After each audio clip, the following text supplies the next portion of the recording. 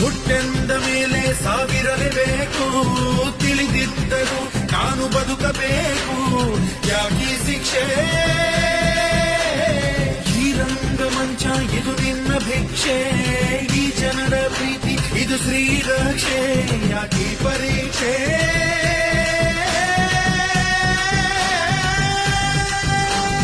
ತಾಯಿ ಹಾಲು ಕುಡಿಸುವಾಗ ಯಮನು ಕೋಡ ಕಾಯುವ, ತುತ್ತು ಅನ್ನ ತಿನ್ನುವ